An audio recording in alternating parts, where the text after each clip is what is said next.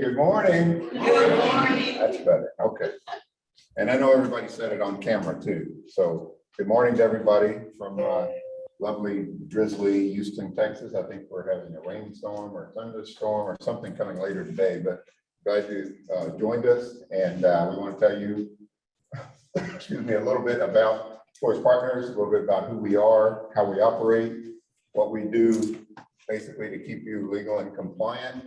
I think that's where, you know, we see it all the time. That's where word of mouth comes from. And that's how we end up continually growing and growing, is we hope that we're doing the right thing and adding contracts and taking care of you, servicing you, and helping you save time and money in your procurement. This is our group. This picture's a little dated. A lot of you folks that are familiar with us will see Joanne in there still. They retired in February. So we've probably added 2 or 3 or 4 people since then, with one starting tomorrow in our little group. So we will have an updated picture there. And you see all the money bags. We're going to talk a few minutes about the rebate at the end of my 15 minutes here. I'll try and speed it up a little bit also. So anyway, that's our crazy group. What are we going to do today? We're already a few minutes late, but we'll try and speed it up as we can.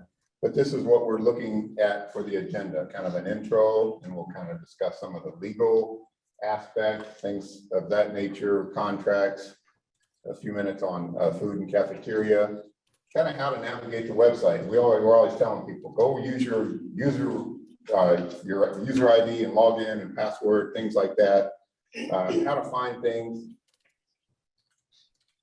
What? It's not showing the presentation you see. Oh, I don't want to look at me. We need that presentation up there. Okay. So you need to.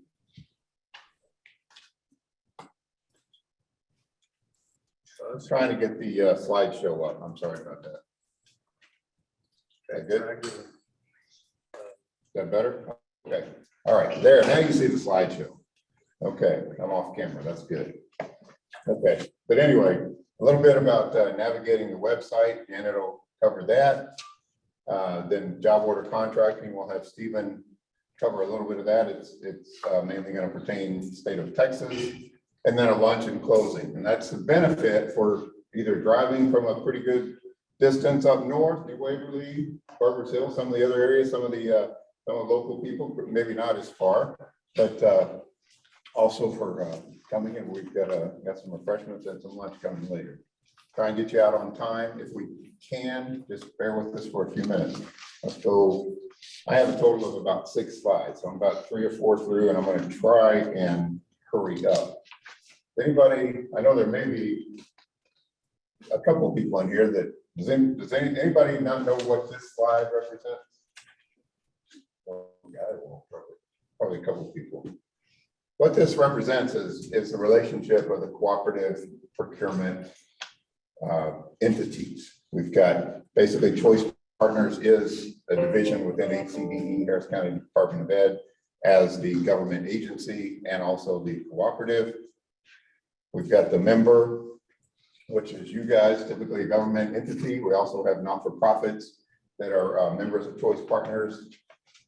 And then the awarded vendor. Is a pointer also? Yes. Okay. So we're here. Basically, it allows any of you guys to use our contracts by executing an interlocal agreement. But it's required within the state of Texas, outside of the state of Texas, for our members. I know some of you guys have executed a full interlocal agreement. Some of you just basically check a box on the website saying that it's not required in your state, and we just document it whichever way you tell us. And there's also the awarded contract. We basically do what any of the purchasing entities will do. We go through the full evaluation process, take the same 2, 3, 4 months, whatever it takes you guys to write the contracts in your entities, your school district, city, county, higher ed, do the same exact thing, and typically multi-awarded.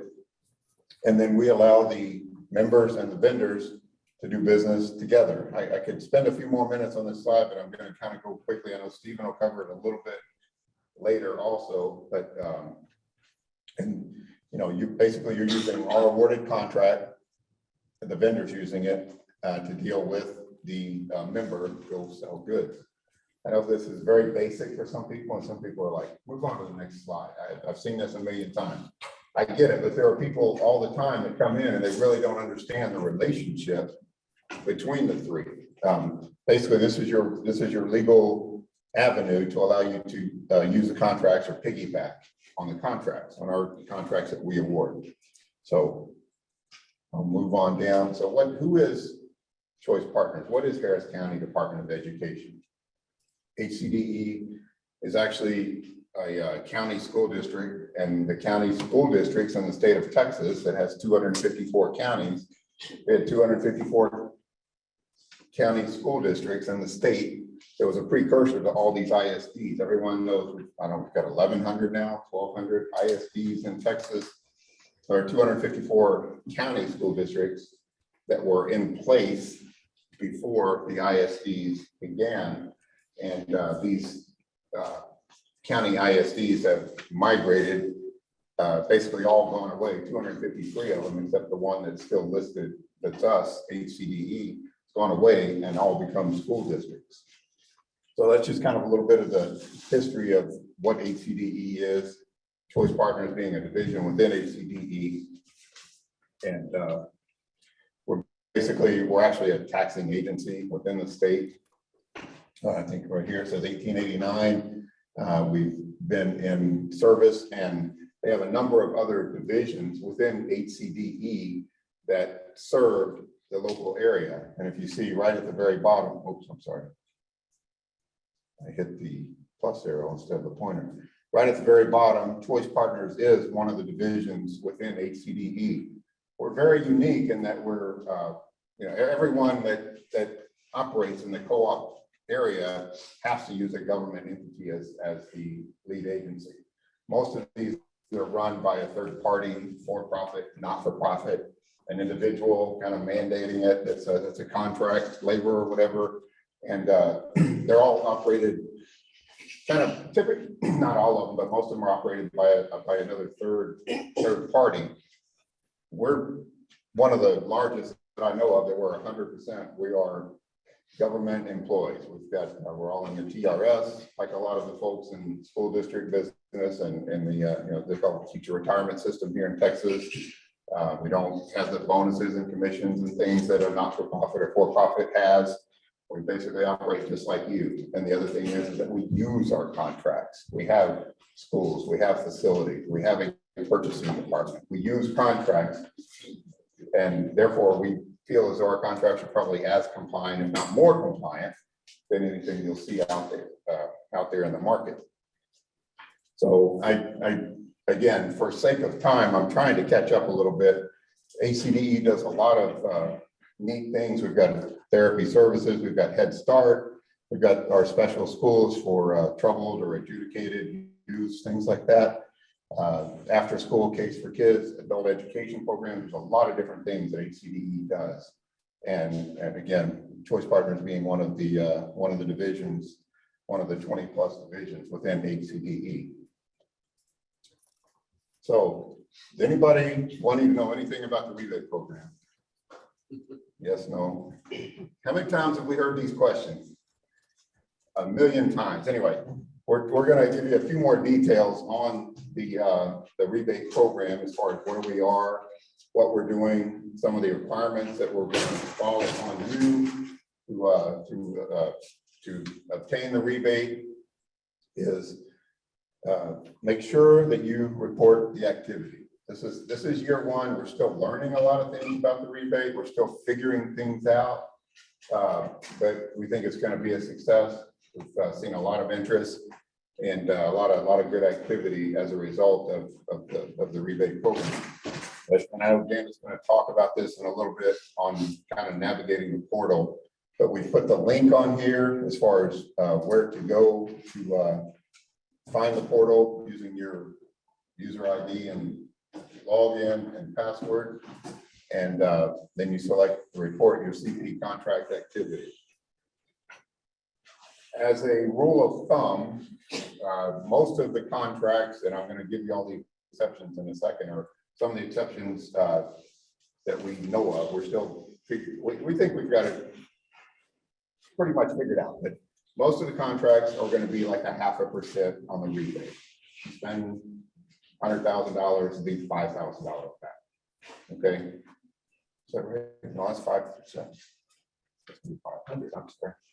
Anyway, it's gonna be a 0.5%. Some of the food contracts that are just extremely high volume, extremely low admin fee are gonna be lower. Amazon's gonna be a little lower.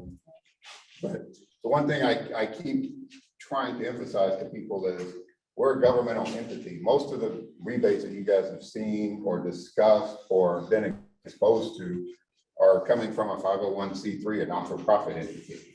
They are required by law. That's the statute. They basically spend money, pay bonuses, throw money out here, there, and everywhere. And at the end of the day, they've got money left. And in order to maintain certification, I'm not a lawyer, but they basically got to give money back. We're not required to give money back. We're a governmental entity. This is something that makes us very, very unique. I don't know that there, I don't know, is anybody, are there other, I don't know that there are other governmental entity co-ops doing that. I know that there are some that are operated by third parties or for profit or whatever, or not for profit, but I don't know that there's anyone else that's a pure governmental entity that is doing something like this. So anyway, so we feel that it's a tremendous thing. We've got tremendous contracts, extremely compliant, but you know, we're doing this to mainly to have you make sure you report your activity, obviously to help us with the rebate. But the other thing is to make sure that things are compliant if and when you guys get audited. In case of an audit, you want to make sure that there's some paper trail showing that order, that activity was reported as Choice Partners being a method of procurement. So anyway, I think that's a few of the things on the rebate. We're going to have Steve's going to come up, Steve Gibson's going to come up and talk about some of the legal. Are there any questions, Michael? Anything on the chat? Any questions? Okay. But anyway, to get started, my name is Steve Gibson. I've been in procurement, public procurement, private sector procurement for over 20 years. Worked in just about every aspect of it: construction, doing commodities and service contracts for Choice Partners. And I was a customer of Choice Partners, actually a member, just like y'all, before I started working here. So I've always been a fan of the organizations. I always thought they did stuff right. If you know me, I can be a little bit nitpicky. And they're probably laughing because they're not saying a little bit nitpicky, but I like process. I like things to work. I like things to be easy. Because in public procurement, you try to get everything perfect and do everything in the way, sometimes you just end up there and you never go home. Our goal is to make life easier for you. And so that's one of the things that I recognize. And this is when co-op contracts are, they've been growing for the last 10 years, but in 2015, how many of y'all were using cooperative contracts? Okay, so it was really just starting to hit that widespread adoption period when I started using it. Why do you use them? Okay, well, I need a roofer. I don't have time to get 3 quotes. That means I got to have 3 people come by. I need a competitively procured contract, and I need a way to get started right now. That's the reason I started using Choice Partners contracts. And as I start to learn more and more, the more there is to like. Especially my entity was out in the country. You know how hard it is to get really good pricing when you're out in the country in a small agency that people don't know you, going to get taken advantage of, or they can charge you whatever they want. It's hard to get them to even come out and see you. So there's so many advantages with these Choice Partners contracts. So I'll focus on the legal kind of side of it.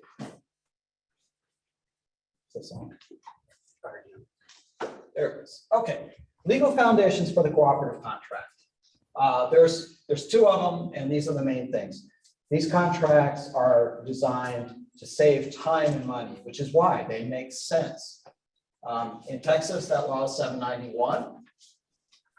And for the federal laws, that's in your CFR 200s, 200.3118. And I've put a link to those, and I've also put the actual text that authorizes. You can see they are encouraged. There are a few things that you will need to do to make sure you do it the right way. But these contracts are done once, and for a lot of purchases, they just make really good sense, not just legally, but they will save you time and money.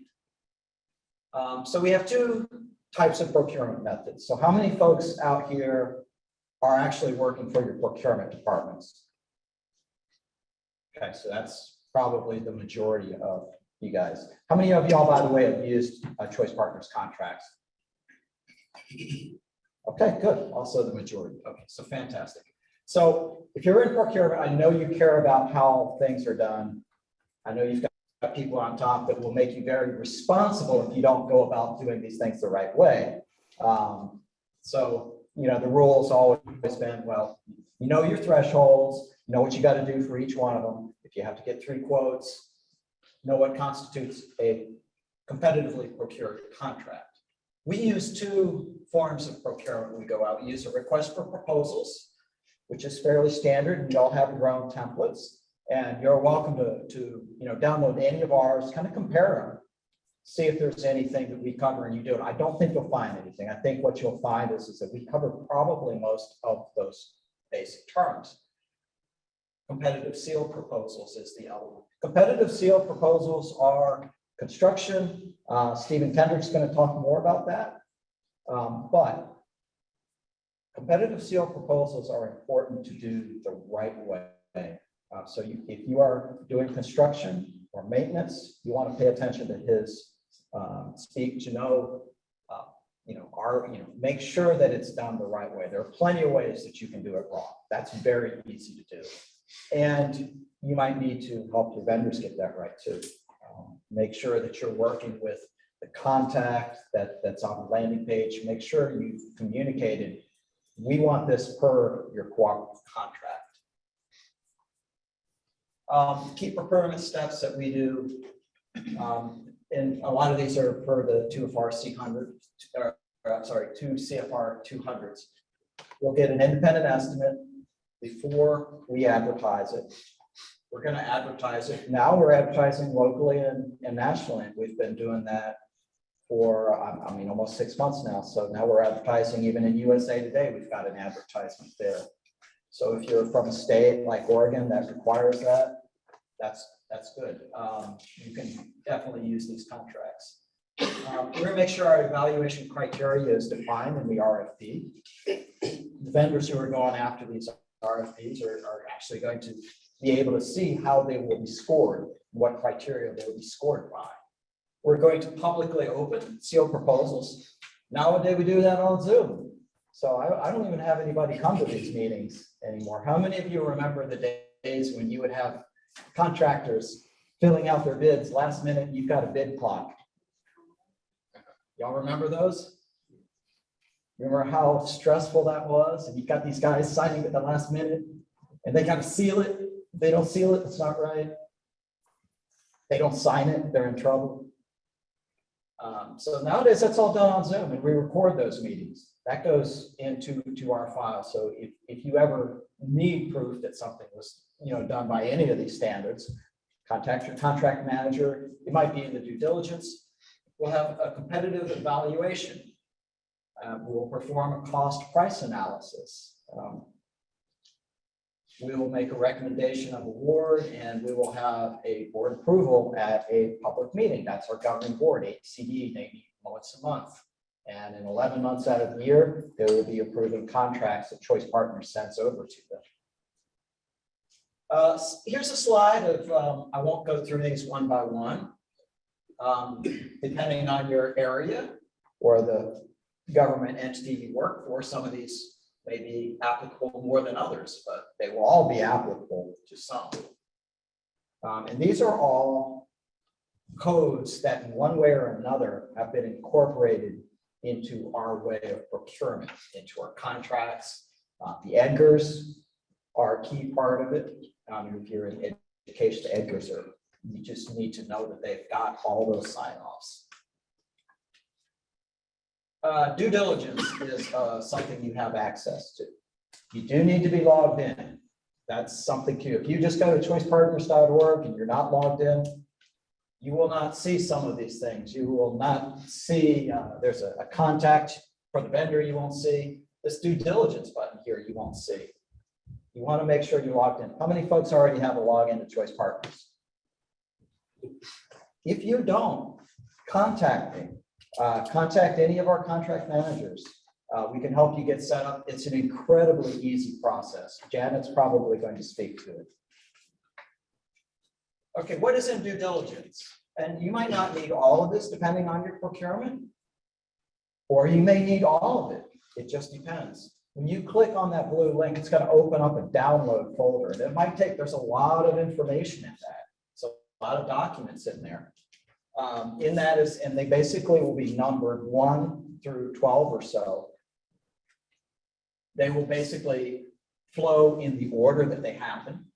So the independent estimate determination is going to be in there, newspaper advertisements, the RFP document, any addenda, the evaluation summary. When we have our evaluation, we'll have 3 evaluators score it.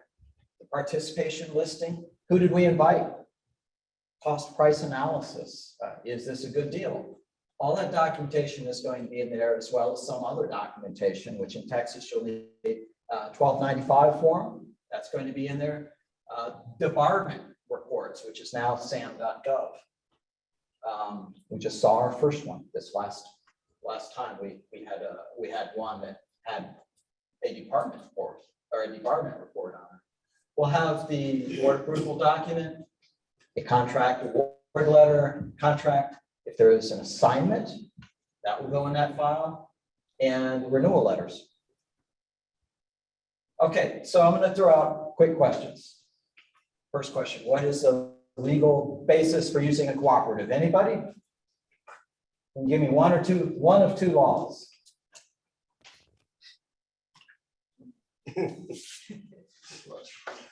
I know. 791 for Texas and the 2 CFR 200/318. That's where you find the basis for the cooperative. All right, and next question. What are the 2 procurement methods used by Choice Partners? RFP and CSP. If you have a question on compliance, you may contact any of those folks. We have a compliance specialist, Mary Causey. We have a new contract manager. She'll be starting tomorrow. We have a new food contracts manager, Michael Robles, Joseph Francis, and myself. You're welcome to reach out to anyone. So we try to basically respond to something in the same day. And again, we have you basically covered in all these categories: food, technology, commodities, services, and facilities. So that basically concludes everything I wanted to say to y'all. If you have any questions, please say hello to me today or reach out. And I am going to pass the baton to our food team. So please welcome Tricia and Monica. Real quick, I'm going to address an online question while she's getting ready. Question is about the slides and the presentation. We will make the slides available on our website under the About Us tab, and they'll say presentations. The recording, once it's been edited, that will also be available to you as a link in the exact same place. Okay, so yes, the recording and presentation will be available. It's going to probably take us a day or two to get it up, but it's going to be on the choicepartners.org About Us presentations. Yesterday. See, it looks like she, okay. So you need to put in a time. So okay, you need to edit. Good morning, y'all. I'm Tricia Presticomo. I handle all the food and related contracts for Choice Partners. And I have all new staff. Like this is, I'm fully staffed, all new staff. I had to bring them up there and give them a little shout out. Yay. Okay. Monica's been here for a couple months. This is Monica Niles. This is Ashley Kay. And this is Miss Rosie Contreras. So if you get emails from them, this is who they are. This is the contract manager. So she's learning, but we have to learn really fast. So if you have any questions, please reach out to any of us. Okay. And then she went back to lunch. Okay, Okay, this is a list of, our We food need to go contracts. back I up. just kind of wanted to go over them. We just redid our new flyer for foods. We do have a new cafeteria trays contract, and it's trades, TRADES, not trays, like trays, like food serving trays. So it is kind of for construction for cafeterias. So if you're needing painting, new tables, chairs for cafeterias, we have that option now. It is, I just also want to say all of our contracts are USDA and TDA compliant. We follow those guidelines. We work closely with TDA and our attorney to make sure they are. It's very out of office. So the food side has a different login piece. It's really simple. All you do is you go and you put your username, password. If you want to go directly to the food, you just check that little box that says food, and it takes you directly to all the food page. So most likely it's going to be food service directors, their staff, because sometimes you don't need anything else at that moment in time, and you just want to go directly to food. That's what's at. Hold on one sec. All right, try now. Yeah. Oh, look, we got it. Oh, okay. So we we have our new pictures up. They actually were retaken yesterday. So these are old pictures for new employees. So this is what the food members dashboard looks like. Everything that you need to get audited by TDA is on here, okay? If anything's missing or if you have questions, please let us know, because we try to keep them up to date. But like I said, I have all new staff, so we're just trying to catch up with everything. And oh, one more thing I also want to tell you. So every year we do a food show in October. So it's a food show. It's at the Humboldt Civic Center. There's about 130 booths. We have about 400 people and students attend. So it's October 18th at the Humboldt Civic Center. And then the other side of Choice has a vendor exhibit as well. And that's more for like purchasing staff, maintenance operation. That is the next day on the 19th. So mark your calendars. You will get more notification as it gets closer for registering. Okay. Any questions? Nothing? Y'all are quiet this morning. Must be the weather. And this is Janet. Janet's going to talk to you about the When we get that website. on, I'll try to get you here.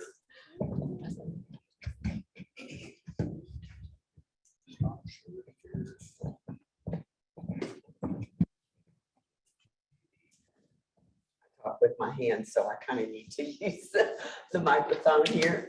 I'm Janet Walks, and I actually work in another division called Client Engagement and Marketing and Client Engagement. I'm sorry. We just changed our name so we can start using the marketing word, because this is what we do in support of Choice Partners. So I work half of my time with Choice and the other half doing the marketing on the other side, but it's all in support of the co-op. And what Jeff showed you with the triangle, it is what we do for everyone. We do it for the vendors, we do it for you as the members, we do it for the co-op, so that, like it says, three cords tightly together, we're all going to work and get great results. You do have the PowerPoint in front of you. It was up on screen, but I think you find it a lot more helpful. Excuse me, please, if I go straight from the website itself. So you've got screenshots in your PowerPoint that you can follow up afterwards, but I'd like to drive it live. Oh yeah, I get to drive. Okay, all righty. So if anybody has a login, please go ahead and do it. If you do not, I'd like to take you there, and I'll only spend a minute, but there's several ways you can get into our website. And I hope they can see on screen, but just as long as they can see the website, that's good. You can go here to the tab that says member login, or you can actually come here under members, and you come down to the bottom and just log in. And this is where you would put in whatever you want that you create yourself. Your username, your password, you create it, you own it. But down here, if you do not have one, you just set up a new account, and you're going to see this screen come up. It's imperative that when you come here and put entity name, that's who the organization you're representing. You must take the drop down that the system offers, or it won't let you in. So say like we have somebody from the city of Houston. They don't put city of Houston. They just type in Houston. And as you can see, we have a myriad of members that have a name relative to that, but they would have to come down to here where it's just Houston, Texas. So if you're in any other city, it will just be that city name in the state or just that city name, and that's what you would choose. And then once you choose that, you come down here and you populate everything else that is imperative. And this is again, where you choose your own username and password. And when you hit submit, you'll get an email that says, thank you for registering, but you can't use it immediately. So don't think you can jump in. There's nothing wrong. We have to have some time on our end to check our system, be sure it's not duplicated. Or if you move, say like from one city to another, one school district to another, we have to end one login and create a new one just to attach you to the member that you're representing now. Then you'll get a second email, hopefully within a couple hours, sometimes a day, depends on how much time we can allot to updating all of our registrations, but it's usually within 24 hours. Then you're told you're good to go and you can use it. So as you can see, Stephen, I'm going to drive under your login already. So you just populate it here. And when you hit login, this is where, I'm sorry, that's a good one. Does not exist. Okay, let me try mine and see if I can drive. So it's real easy to go directly to what we call the member dashboard. And it is the backbone of the website, and it's where you're going to find all the relative information that you need to get started. So let's get rid of this and come over here. So if everybody can see that, we have these 5 buttons right here, and that's where you're going to gain most of the information you need. We are always available, and I'll show you a little later how you can contact any of us at any time. But the first thing I like to share is right here at the contract list. This is something that if you're in person, there'll be a contract list in your handout. If you're online, go ahead and log in and you'll see how you can do it. You can download a PDF of our current contract list. And also you have the option to get all our contracts in Excel format. The reason we offer that is even though you're a member of the co-op and you can legally use our contracts, you might not have it as an approved vendor within your own entity's procurement system. So it's just a way for your procurement division to upload our vendors who you're approved to use, and then you'll be able to select them from your system. But I'm going to open up the PDF to show you what we're looking at. Now, this shows awarded contracts. We don't approve, we award, because our vendors must respond to an RFP to be able to be vetted, reviewed, and then awarded.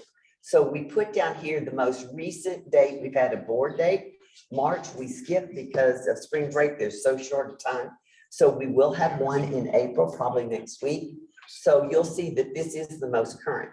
Then you'll be able to come down here, and the red or titles right here show you the little different divisions of contracts we have. So it would cover technology, it would cover commodities and services. And then when you get down to the 4th page of it, everything right here is where you're going to find food. So if anyone in here needs to, or you want to share it with someone else when you go back to your organization, you tell them that all the food contracts are found on the last page. That doesn't mean that just because you're in the nutrition business or this is what you're responsible for, that you can't use the other contracts. We just separated those out so that it was a quicker find. Now, we do note on here, and it's important to some of you, to shop by hub or MWBE contracts, and we've signified those with an asterisk. Let me scooch up here, and you can see that there's some different ones that have the asterisk out beside them. So you have that option. We do not email this out to you. We make it available to you behind the member login. So every month you can do that. Download a copy of the PDF, send it out to any of your departments that might do procurement. They can do the shopping and then come back and tell you if you're actually in the purchasing division. Oh yeah, that's a vetted vendor. And oh good, you've done the shopping. So it's a great way to get started. Here we go. So what we're going to show you next is how when you found a vendor that you want, or you want more information, then we're going to go right here to the button that says current vendors. This is where you're going to find an e-file of any of the vendors that were listed on that list that we just showed you in the PDF form. We use the exact same formatting. So if you see a contract title here, this is what you would see in the red on that printed form or the PDF. You see the contract number, if they're classified as hub or maybe Weeby, and then whether their location is just for the state of Texas or national, which is a great way to look up. Now you can do vendors here, and if you double click on vendors, it'll put it in alpha order, double click again, it'll start from Z and go back. But that's a quick way to look if you know the name, or you're just looking for category, you can do it the same on contracts. It alphabetizes contracts by category. What we want to show you is if you come over here and you type the name of a vendor, and be sure you type it and spell it exact the way they represent it, the system will draw it up. If you misspell it any way, the system is very finicky. So I'd like to show you what a landing page is, which is what we call it. It's a mini website for every vendor we've awarded within our own website. And for procurement purposes, if you're prepping a PO requisition, or if you're in procurement yourself and you have to make the whole PO, we've got all the information available here to get you started. Not only is it their name, but a contract number. And if you have to maintain how long it's available, it tells you right there. So you've got that authority to go ahead and use this contract because you see any purchase during this time period, it's available. I have clarified too, that if it just so happens, there are no renewal options and you're on like the day of July 31st, 2023, if that were the ending date, if you do your PO on that date, that vendor can honor the pricing, can fulfill it, even if it's delivered a couple of weeks later. You issued the PO and it was accepted on that date. So you want to make sure that you clarify that, because sometimes it's just a matter of us going to that end, and many of our vendors will have already responded to a new RFP that we're going to have to replace this one. So there'll be continuity, but the day you did it will be under the old contract number. Okay, so we don't want you to have any loss in what you need right away. We added this portion right here several years ago, and it's the CP, the Choice Partners Contract Manager, responsible for that contract. And every landing page you open will have a person, and I would call them up here, but some of them are upstairs and some aren't here yet. But we want you to know that they're available at any time that you need to get more particulars about the contract, or you want to know, is this the best one for the project I have? You can have interaction, and that leads back to that triangle. We want communication between our contract managers and all CP staff and any member that has a question or needs assistance getting moving forward with your project. We also have the information on the vendor right here, including the area that they cover. So if you're out of Texas, our contract with Labatt will not be covered for you. Anywhere in the state, it is. So you have their website here, but you also have a person you can contact directly with the vendor. So Choice doesn't stand in the way of our vendor and members having a one-on-one relationship.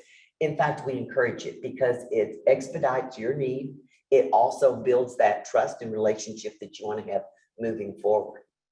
So the other part where you can come down, and Steve showed you some of this, this is where you find that due diligence.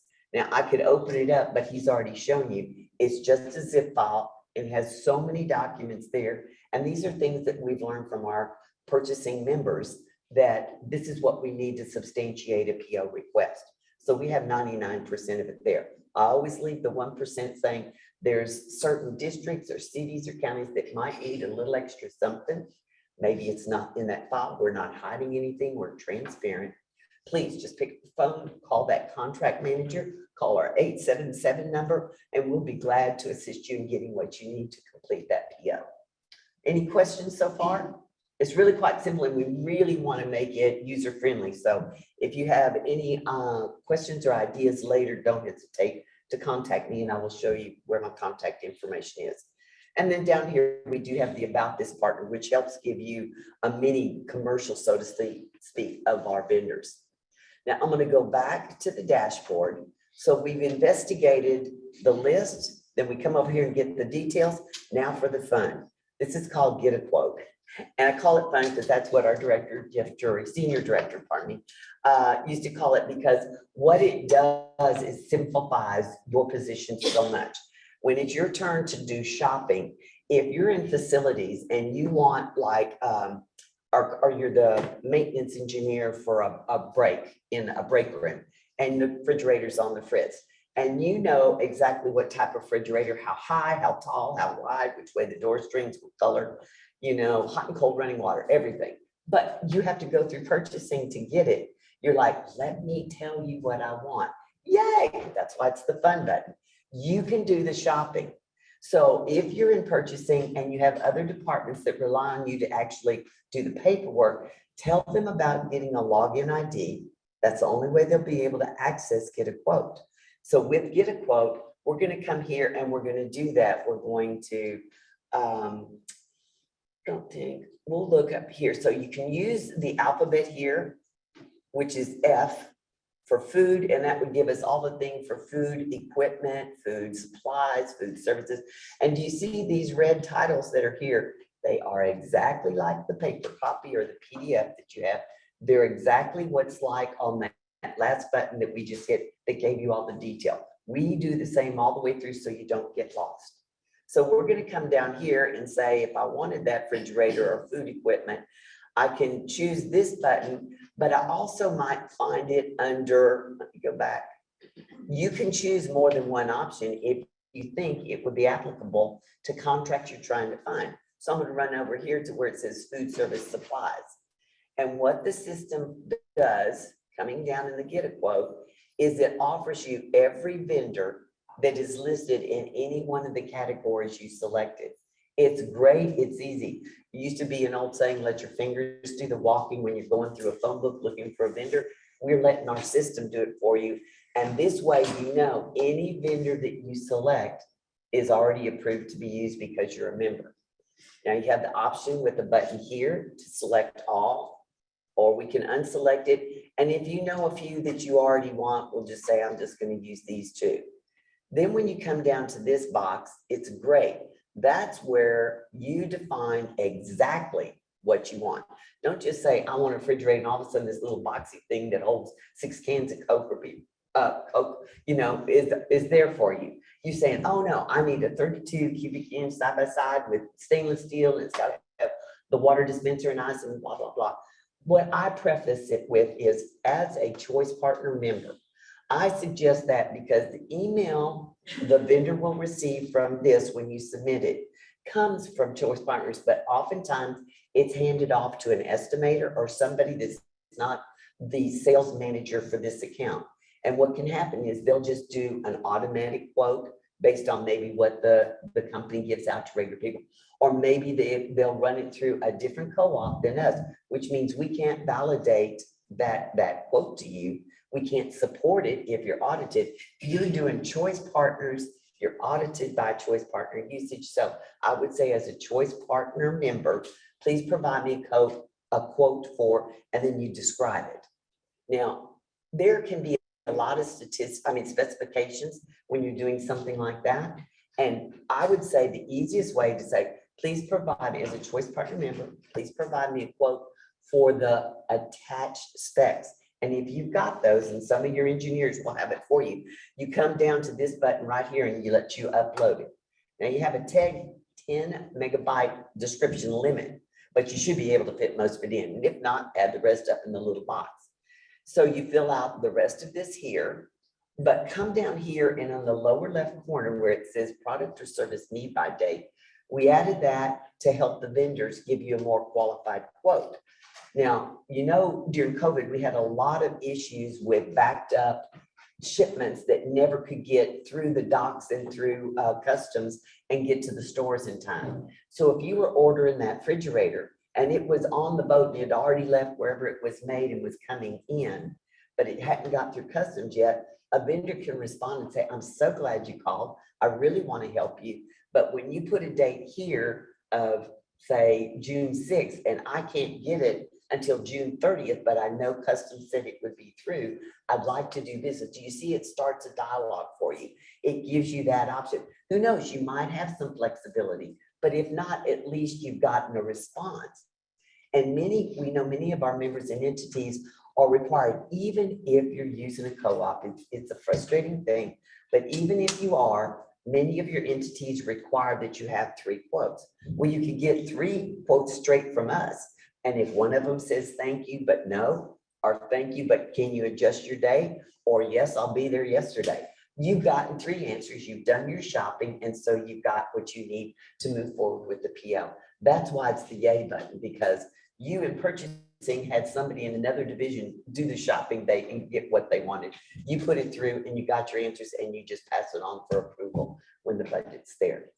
Now, Jeff, do we have time for me to show them how to use it as a pre-bid quote? Or you want me to just go? Because I know you used to say you like that.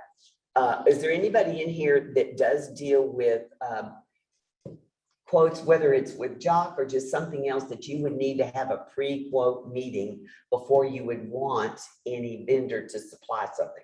It wouldn't be a pre-bid because we as the co-op have already done the bids and awarded a general contract. Now you're going to have a specific quote need, like for a roof repair, or if you had to do something else like that.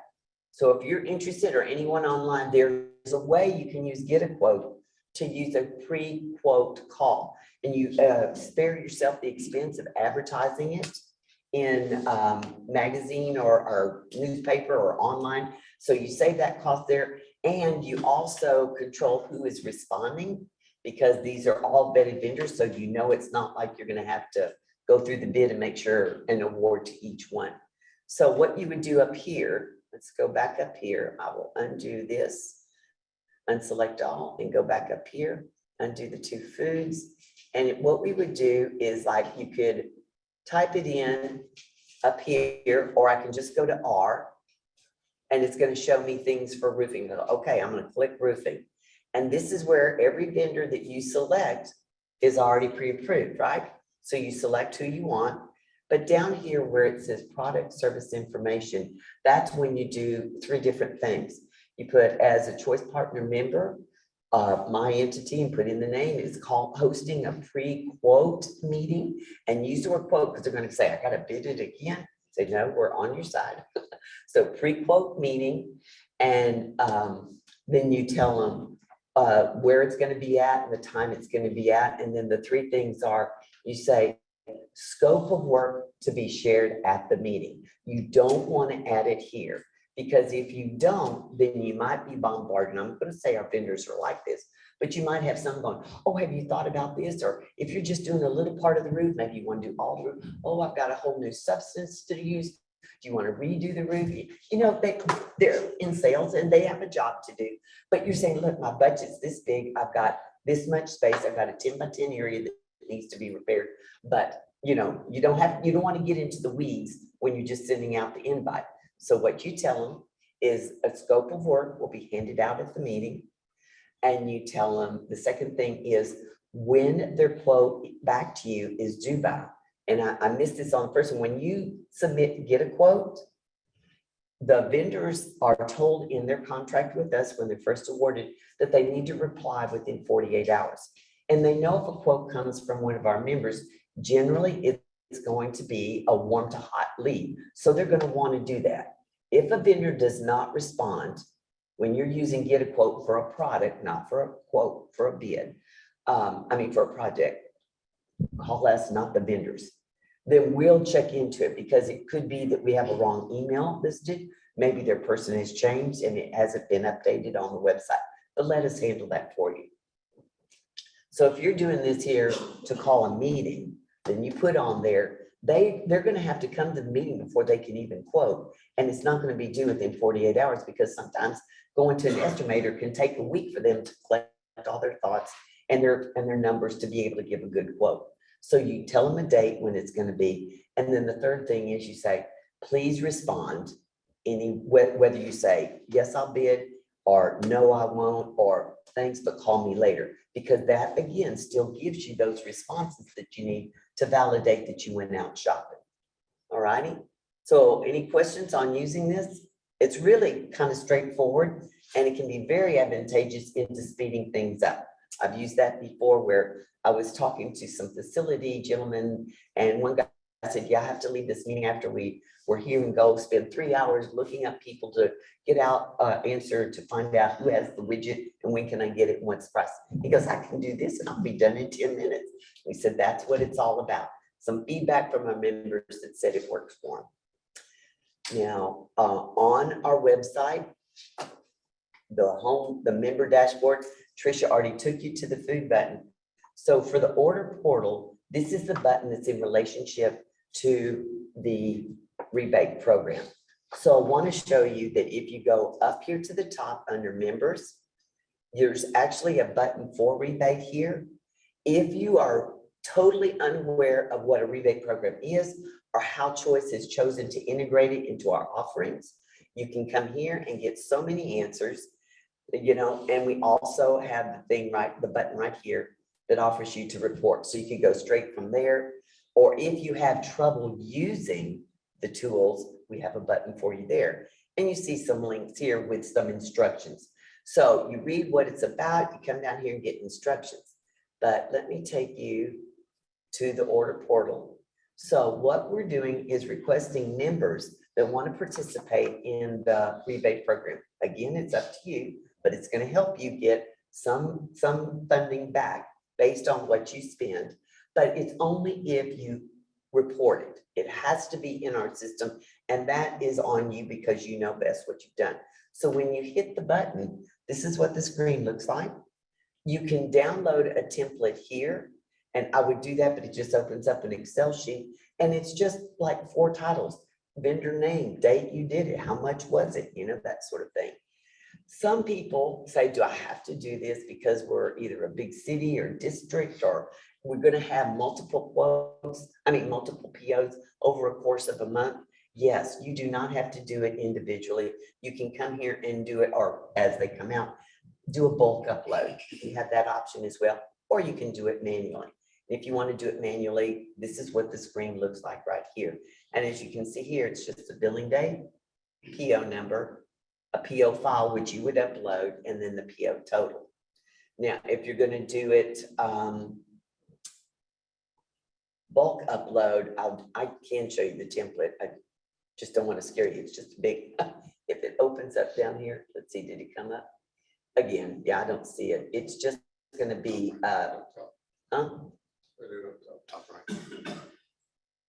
oh, there it is. I'm sorry, I was looking because on my desktop, yeah, it opened up down at the bottom. It is just an Excel sheet. And again, very, very simple information. Vendor name, contract number, date paid, PO number, and PO total. We're not looking for a book on every venture that you've done. We just need something to be able to calculate the rebate, and that's what you're gonna need. So this is what I don't want to do that I did last time. Let me go back here to Edge and see it. There we go. So you see, it just really works very well that way, and it's easy enough. Are there any questions here or online, Michael? Were they good? Yay. So we do hope that y'all find a lot of interest. This is something new for us to share, and we've been thinking about it for years and wanted to. Now we have an avenue to be able to give that back to you and assist. There were just a couple questions that I had, and then let me take yours, sir, and then I'll add my information. My question is the PO total. So is that the final amount, like when we pay the invoice, not the amount that when we set up the PO to the some items being subbed out or changed? You mean if there's change orders? Repeat your question. The question is, does he put in the PO for the total amount as it's originally issued, or is it after changes or job orders changes, right? Correct. And I want to defer to you because I'm gonna let Jeff Drury answer that, and or Jane, if you want to step in, because when you get into that kind of detail, they're handling the report. Well, it needs to be as accurate as possible. I mean, if it's a blanket or something like that, obviously. Yeah, it needs to be as accurate as possible. If it's a blanket, obviously you don't enter the blanket, $100,000 blanket, and then you have no releases or very minimal releases. We'd like this to be actually what you actually take receipt of. Does that clarify? Good deal. We also have to remember that whatever you submitted through the portal is what qualifies for your rebate. So that's why we also need it. Because we're verifying with the vendors, so we don't want a discrepancy and that'll slow down the rebate. Because you only get rebated back on what is submitted through the portal. Okay, and are you gonna clarify? Yeah, what Jane was saying, I know online you probably didn't hear it, but really the portal is there for you to enter the orders and the amounts. And that's what the rebate is based on. The one thing I did not clarify, I was gonna ask Janet for a second before she went on or went to the next group, but there are a few self-reporting. Amazon does not have to be reported, 0. So you basically, you get the best contract and you get a rebate on top of it. So Amazon, they do the self-reporting. There's a couple others, like some of our commodities like electricity will report, some of our other vendors, Buckeye, High Point, that do some of the sanitary, and the food vendors do their own reporting. So those are some of the few exceptions that do not require, talking to Janet. Up there. Those are some of the few vendors that do not require you to report.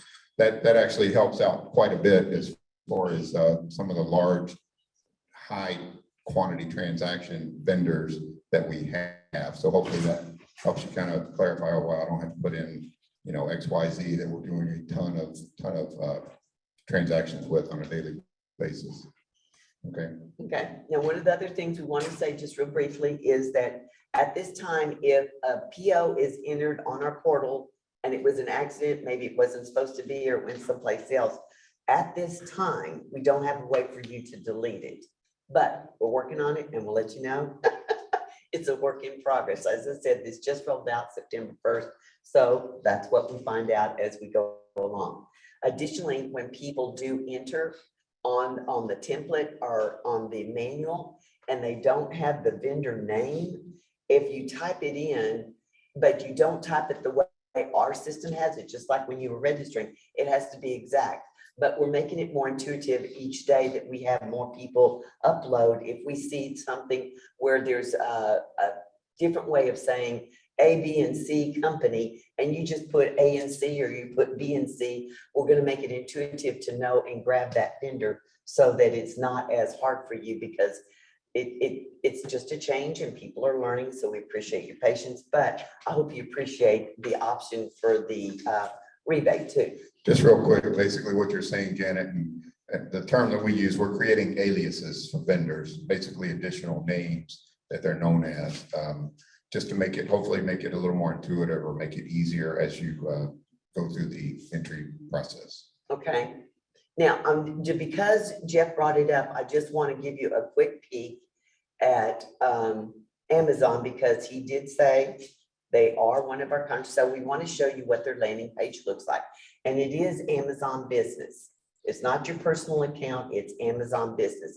But their landing page is just like what we have available for anyone else. It answers many questions. And this contract manager name will change soon. Give us a moment. I would say right now, your best bet is just to call the Senior Director, Jeff Drury, for any question you have on Amazon. Just sorry, not trying to put work on your plate, but I'm just saying the buck stops with big man. So we're going to give it to him because it is changing. And like we've shared with you, we have many new staff. I see Michael, can you come up, and Monique, do y'all want to just put a face with the name? She already brought up their contract managers, and we did this before, but we'd like you to be there. And Stephen, now you're Steve, sorry. And Steve, I know you've been before. These are the people that handle contracts, and it's good for you to see and know who you're dealing with. I think we just always like to make it a mini family for y'all to feel like, okay, there's some consistency in the people I deal with. So this is Michael Robles, Steve Gibson, and Monique Francis, and they all have different contracts, and they're going to be here for you. So if you call one and you go, oops, not my contract, they can share it with you who to go to. We want you to have that one-on-one relationship with us. Thank y'all. And y'all already met the food contracts. I appreciate it.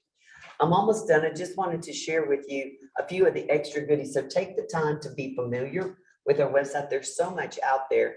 We have frequently asked questions So the FAQs are here, the about us, the procurement process, but the presentations, this is where Stephen was telling you, what you're watching today will be uploaded by date. It's a member workshop. We'll have the video and we'll have the PowerPoint for you to pick up once it's all been transitioned over. Like we have to freshen up the video and that sort of stuff, but it's all there and you can go back and look at old ones. You can put it with the PowerPoint that you have. We'd also like to show you that right here under About Us is where you can contact us. And that's what I was telling you, if you have questions at all over what I've done, my name is here. But also every other contract manager and from Jeff down, our assistant directors were all available to assist you. There's many people. So I didn't know if there were any questions online. Sir, Michael? There's something about the rebate program, but nothing. Okay, then does Jeff have the speaker, the microphone? What is it? We're gonna read the question and then Jeff will give you an answer. Where's that microphone? Right here in my head. Oh, yay. Okay. Teresa.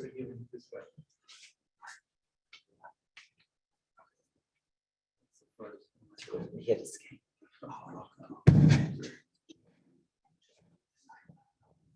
Oh, okay. Okay, Michael just brought the computer up with a couple of the questions. Is there a confirmation the reporting was accepted and approved for rebate? That's probably something we haven't done. We probably, maybe Jane and I might get together and do a sort by member and see what we have for you. Is that something we could do, Jane? Probably.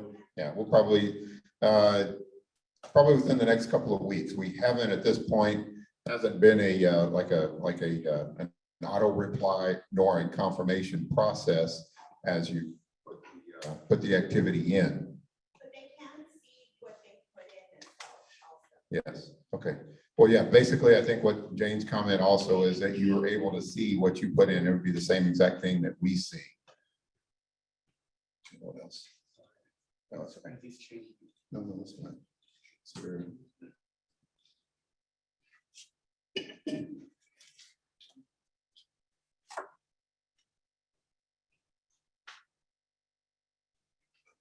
There are a list of self-reporting vendors on your website.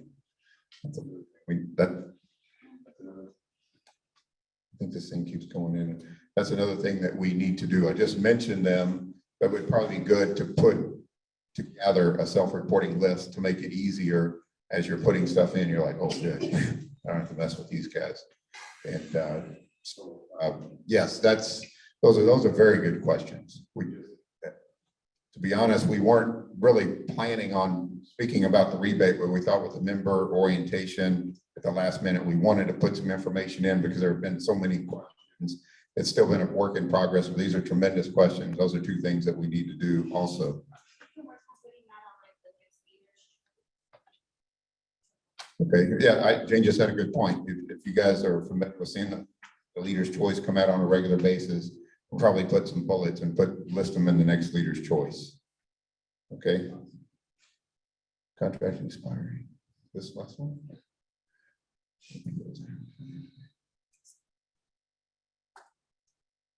Yes, the contract, I'll read the question. I think everybody can see it on the chat, but in the room you can't. If a contract is expiring, Jock, but the PO is entered before the expiration date, but service will not be done by the expiration date, is that compliant? The transaction, I guess the PO has been placed. What do you think? I say yes. Repeat the question. If a contract is expiring and they put comma, Jock, that the PO is entered before the expiration date, and service will not be done by the expiration date, is that compliant? Yes, there's a survivability clause. in Yeah. the Oh, that's right. It is. There's contract. survivability And in as our long as they've template. entered into contract, they're good. Yeah, as long as the contract has been executed by and between both parties, it is good. On both ends. All right. My name is Stephen Kendrick. I am Assistant Director of Facilities and Construction.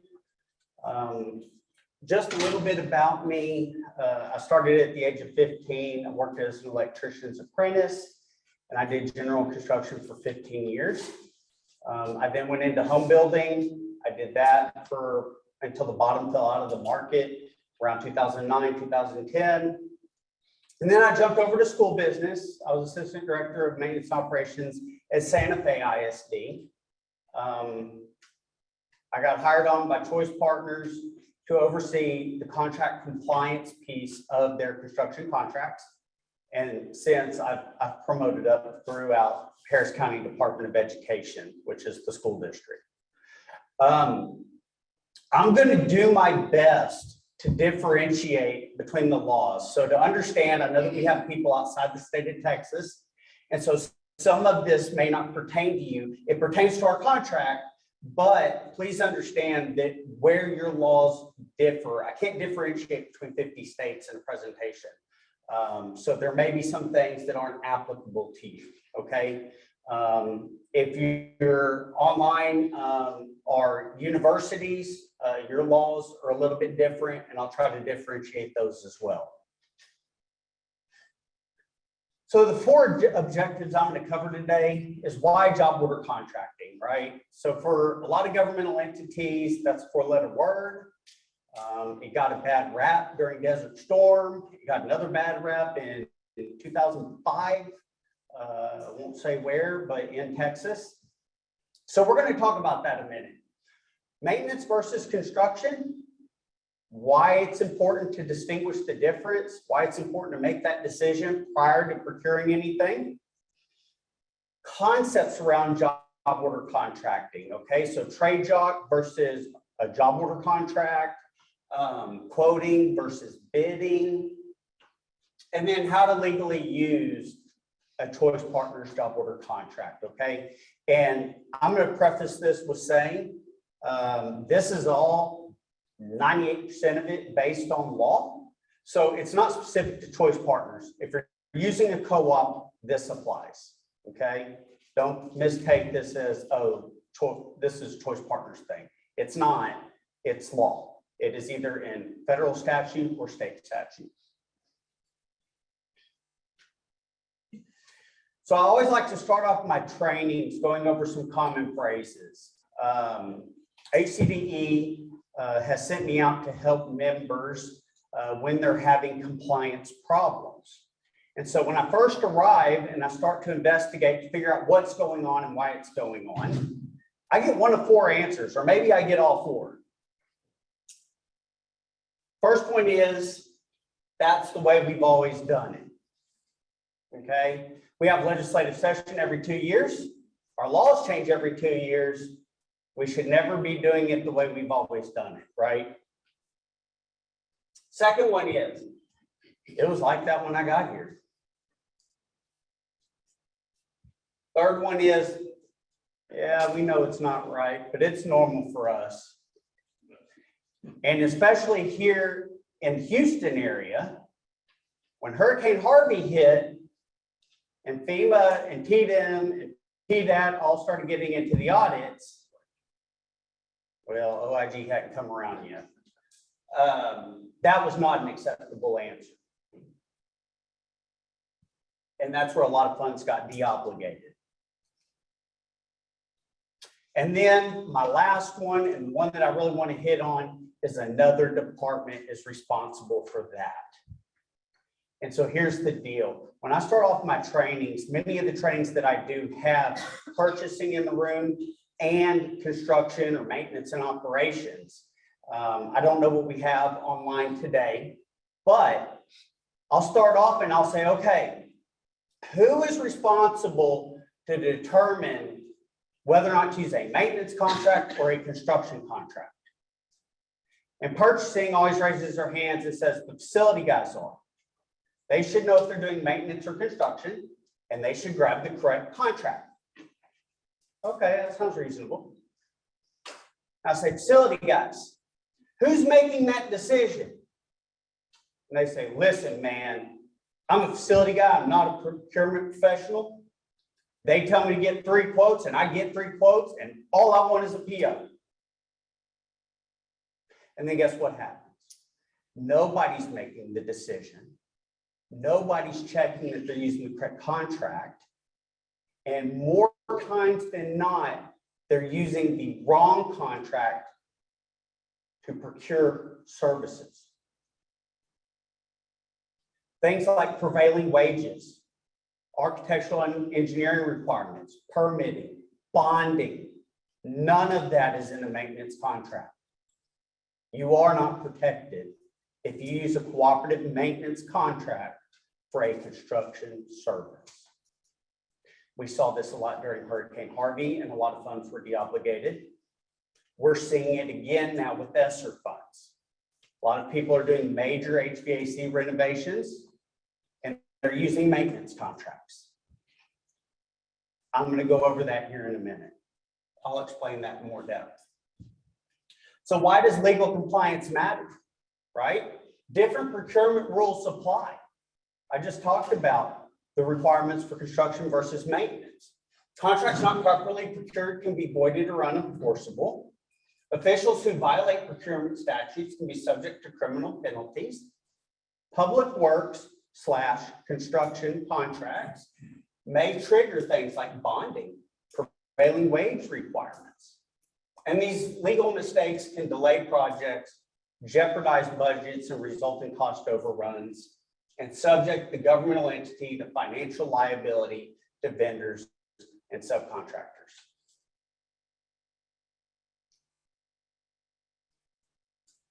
Specific to the state of Texas, if you are providing construction services, you're procuring construction services, as the state has interpreted construction, not as we think, just everyday common. Job order contracting is the only method allowed to select contractors for future undefined projects. What does that mean? That means there was no scope of work, no engineered drawings at the time this job order contract was procured by Choice Partners. Okay? Is the only construction delivery method that allows for that. It's the only on-call construction contract available in Texas. For my people outside of Texas, I know that you may have some other options, but this contract doesn't go into any of those. So what is a job order contract? Okay, it's a procurement method used for maintenance. Hey, so this construction contract also covers maintenance, repair, alteration, renovation, remediation, or minor construction of the facilities when the work is of a reoccurring nature, but the delivery times, types, and quantities of work are indefinite. What does that mean? That means that me as a facility manager, I know I'm going to have unforeseen projects come up today, tomorrow, next week, next month.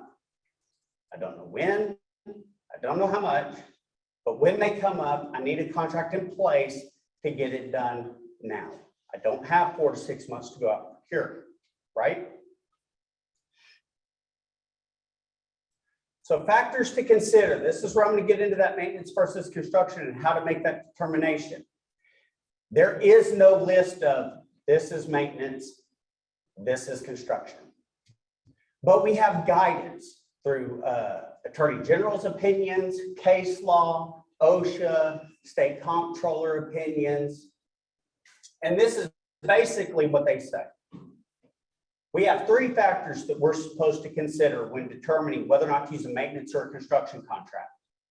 The first one is like for like, not new or upgraded.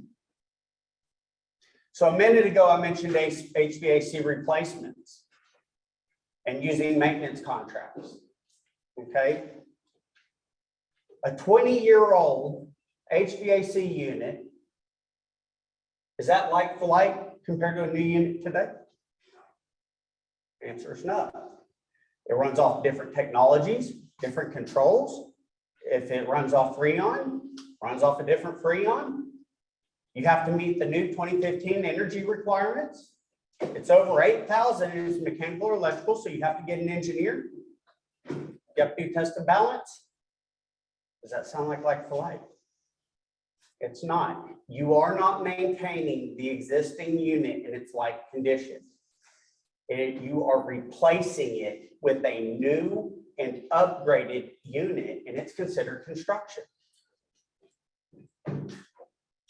Most people don't realize that.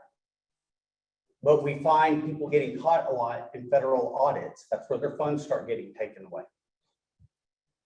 Scale and complexity of the project and the physical size of the object being worked on. Couple of examples here, scale and complexity. City repainted a bridge. It was routine. They considered it maintenance. But when it went to court, it was determined that it was construction because of the scale and complexity of the project. It was very large in scale. There was all kinds of fall protection, overspray protection, so they didn't spray all over the public's buildings and cars. They considered the complexity high, and they determined it was a construction project. And then the physical size of the object being worked on. And I like to pick on roofing for this one. If I have a 10 by 10 shed, and I'm replacing half a roof with the exact same roof, I might be able to get away with maintenance. Very small in scale, very small in complexity, physical size is small, and the product is like for roof. Take that exact same example, but now let's apply it to a 500,000 square foot building that has rooftop units on it and roof penetrations, and it's got to be sloped. And all of a sudden, the scale and complexity become much greater. The physical size has dramatically increased. That project is now thrown over into construction. Does that make sense? You have a question? Okay. To understand, a job order contract covers construction services and maintenance services. A maintenance contract only covers maintenance, and maintenance is very, very narrowly defined. That's like tightening belts, replacing filters, cleaning coils. It is very, very limited. It does not involve entire replacements. It is a small repair to keep the unit going as it was designed. It is not an upgrade to a unit. If you're doing like freezers and coolers in schools, there's an energy upgrade to make them more efficient. You heard the word upgrade, right? Falls into construction. So this is a good rule of thumb. This is what most of the attorneys in Texas advise their clients. But procure maintenance services under Texas Government Code 2269 rather than 44031 for ISDs or for my cities and counties, Texas Government Code 252, 262, 271. And the reason is because it covers both. If you're using a Choice Partners contract, they have a hybrid contract where they took both pricing structures. They did a unit price book with the coefficient for the job piece, and they took the time and materials pricing for the maintenance piece. So if you have an HVAC contract for maintenance, and they go out there and do your quarterly maintenance, and then all of a sudden you have 2 or 3 units that reach into life and need to be replaced, you can use the same contract. They just need to go change their pricing structure.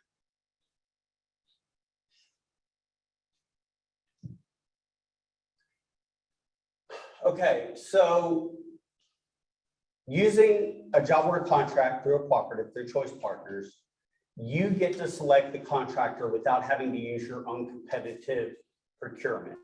Okay, so you don't have to formally solicit it for 2 consecutive weeks, leave it open for another handful of weeks, close it, evaluate it, take it to your board or governing body for award, right? Choice Partners has satisfied that piece. And all you have to do is go get 1 or more quotes from their vendors and go to work. It only satisfies the procurement requirement, not the contracting requirement. And I'm going to explain this in more depth, but basically statute both for universities in Texas Education Code 51 and for everybody else in Texas Government Code 2269, Section 410A, requires a single document with the same terms and conditions and both party signatures on it. Okay, so understand, most of the time when we're procuring stuff, we say the PO is the contract. What is a PO? Typically, you take the vendor's quote or proposal with their terms or conditions and their signature. And then you get your PO with your terms and conditions saying you override theirs. And you sign it. And you call that the contract. But statute specifically for job order contracting states, it's got to be a single piece of paper with both party signatures agreeing to the same terms and conditions. This actually was challenged in court and the governmental entity lost.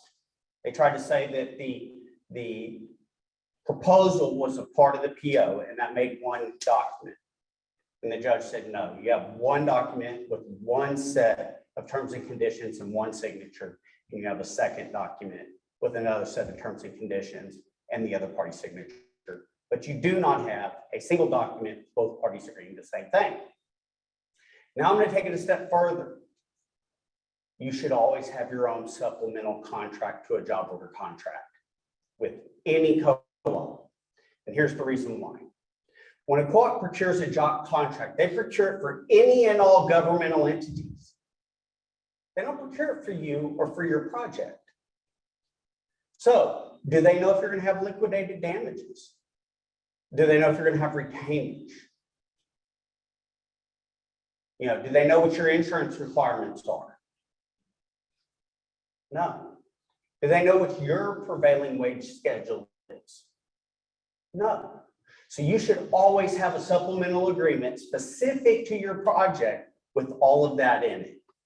What constitutes a notice to proceed? What is substantial completion? What is considered final completion? All those aspects need to be in your underlying supplemental agreement.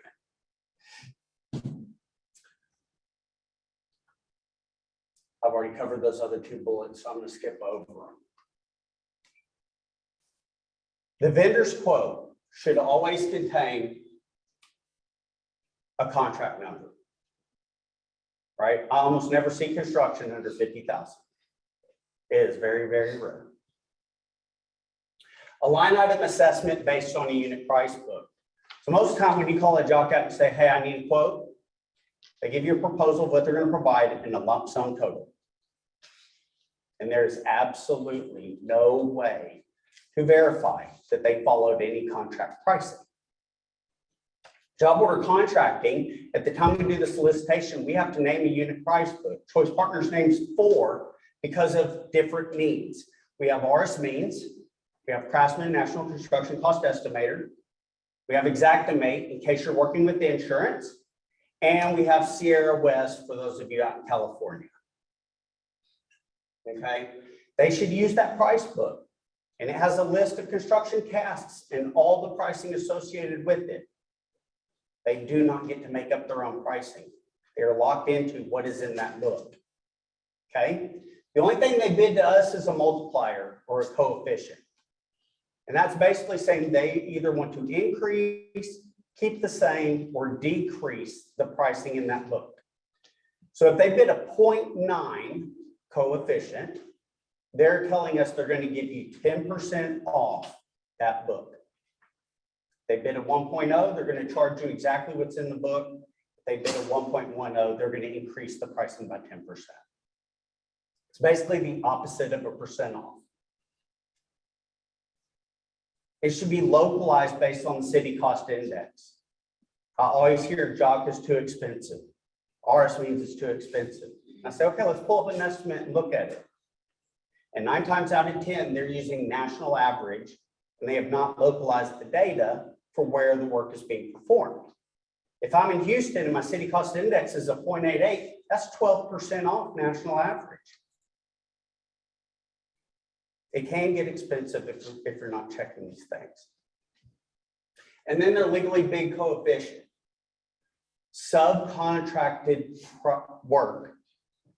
You do have a question on that city cost index. Yes, Is it more specific to just Houston? no, Yeah, Galveston area or county? I'm gonna tell you. Okay, so the question was basically, what is the city cost index? How does it work? Okay, so it starts out where you select the United States, then you select the state the work is being performed in, and then you select the city based off of the first 3 digits of the zip code. So in your scenario of Galveston, it'll say Galveston 775. I know that LaPorte's in 775. I know Baytown's in 775. The estimate is still going to say Galveston because that's the largest city in that 775, but it can be used in the others as well, as long as the 3 digits match. And it applies to everyone. That is not specific to schools or counties. It is anyone using job order contract anywhere in the United States. Okay. Subcontracted pricing must be estimated using the unit price book for all scopes of work. A lot of times I see roofing projects and the roofer line items out all the roofing stuff. But then he says plumbing subcontractor, 75,000, electrical subcontractor, 50,000. Guess what? This is a construction task catalog and it includes electrical and plumbing. They should not be taking their off-the-street quote and marking it up however much they want. They should be following the pricing in the price book, okay? This is an example of what an estimate could or should look like. I'm going to try to make it bigger, but as I said before, this is available online where you can see it. I think you also got a handout, but it's probably too small in that as well. But this is what should be attached or included with that proposal. Okay, there's different estimating softwares and the formatting might look slightly different, but all the information should be the same. First one is the data release. Are they using the most current? If that said 2019 instead of 2023 Q1, I'd have an issue. Quantity of each line item. The line item number, that's a 12-digit number. You can type that into the price book and verify that they did not go in here and manipulate any of the pricing. We do have contractors that like to delete out what's in the price book and type in their own pricing. I know, it's hard to believe.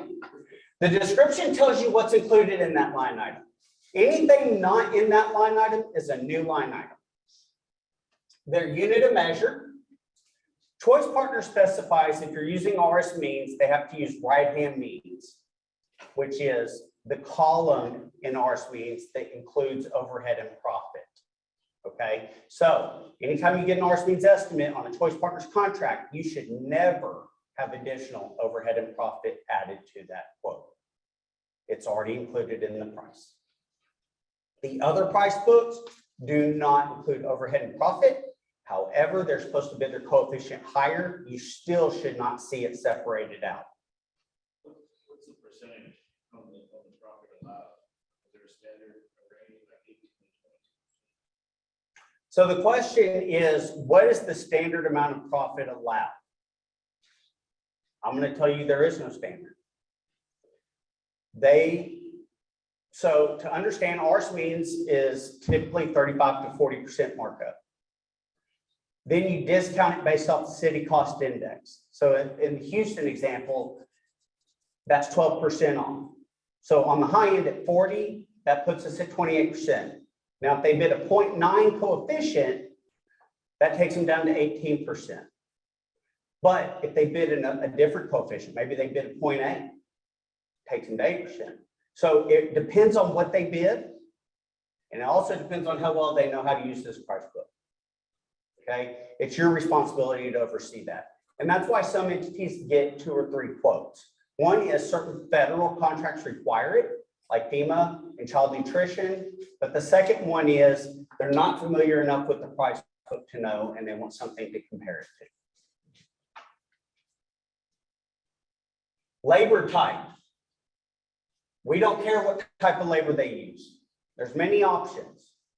What we're looking for is if that says user. If it says user, then we know they manipulated this estimate somehow. And now we need to go figure out what they did.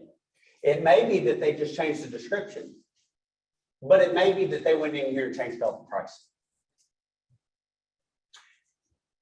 Hits that data release the second time, city cost index. If you can see it, that's where those first 3 digits are. If you see Houston, I think it's 770 to 772. I can't see it from here. That's where you see that. If that said national average, that'd be a red flag. I'm about to pay 12% more than I should be. And then the notes section. If they're providing a line item that's similar but not exact, they can provide a clarification. If it's a federal grant and they want to know where the line items are being put, FEMA, they would make them say 70% at the high school, 20% at the field house, 10% at the chiller yard, or break it down by hallway, or break it down by floor. This is also where they can put in all of their calculations for quantities. So if it's painting a 10 by 10 wall and they got a quantity of 315, they can say, well, it's 10 by 10 for 100 square feet, and you wanted 3 quotes for 300 square feet, and then we added 15 for a waste factor. And they can provide you all those calculations. Once they do all that, they get a total. That's where they apply their coefficient and discount it further. Okay. Then they can add in any pass-through costs and give you your final total. Now, please understand, job order contracting is not to exceed pricing. It is not hard bid pricing. You can negotiate the price lower. They just can't charge you more. Okay. Not all job order contractors will negotiate price, but there are others that will, and they'll give you an additional discount. You can also negotiate the quantities or the line items if you disagree with them. Is that on that table there that you can negotiate? Then they respond back? So he wanted to know if the negotiation was on what I just showed. Technically, no. I mean, so to understand, they're going to generate that estimate and give it to you. And then somebody should be reviewing it, whether you send it to the co-op to review, you review it, or your facility guy reviews it. And they should negotiate that prior to submitting it to purchasing for a PO. Okay? They do need, if they're decreasing the price, they need to update that in the estimate and on their proposal. Okay. Review the job quote.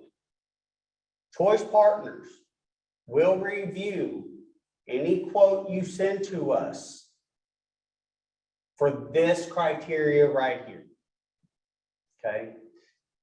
We'll check the city cost index. We'll make sure that they're using the correct coefficient and not their after hours coefficient or their coefficient from 3 contracts ago. We'll check that they're using the correct pricing column, that the data release is the most recent, that they didn't use non-pre-priced line items, or if they did, they have the proper documentation and justification for doing so. We'll make sure that they didn't try to pass through the cooperative fee. Cooperative fee is included in the coefficient. You should never see that broken out, ever. I don't know of any co-op that allows that. The use of Division 1. Let me explain what this is. This is all the overhead items related to a construction project. Some cooperative contracts allow vendors to have full use of Division 1. Some restricted, very few prohibited. Okay. Choice Partners restricts it. Why do we do that? Because Division 1 is the most abused and manipulated division in the price book. I have personally gotten a quote to replace a chiller of 3 different co-ops. The guy that bid the lowest coefficient, his proposal came in $100,000 higher. How did that happen? because his cooperative contract allowed full use of Division One, and he basically Division One the hell out of me.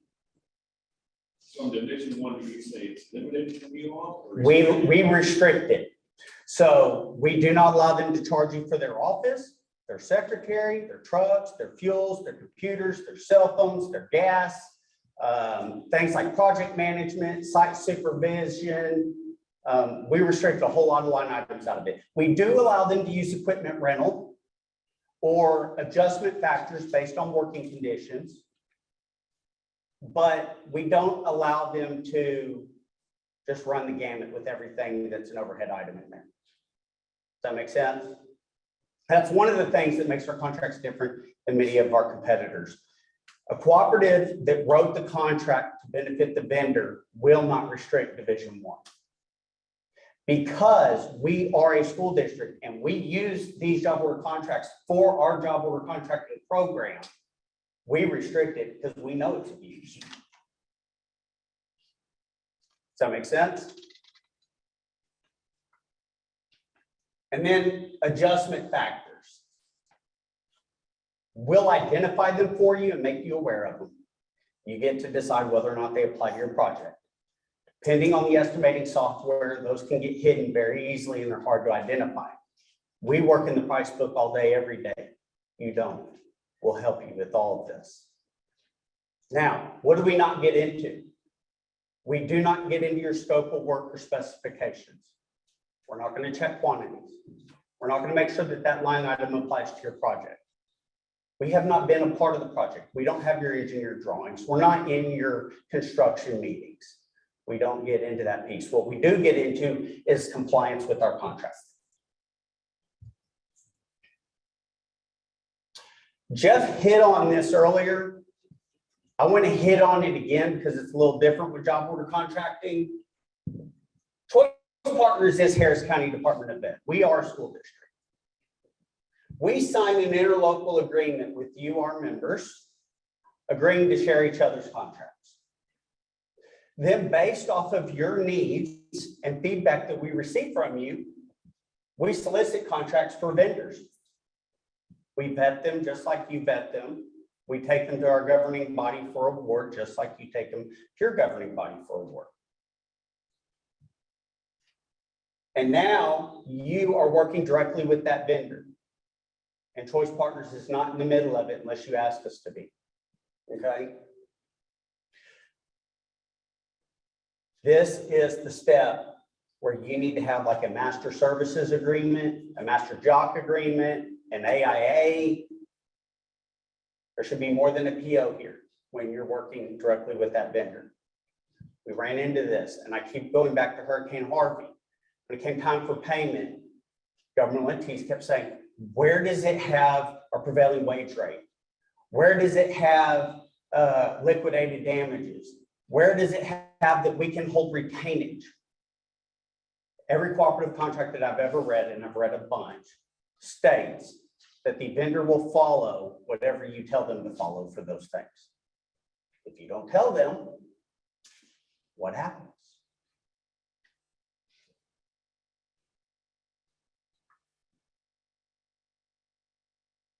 This goes over it again. Just make sure you use a master job order contract. Choice Partners has an example that they use. It is specific to K through 12. But of course, you could use it as a template, have your attorneys review it, modify it specific to your entity.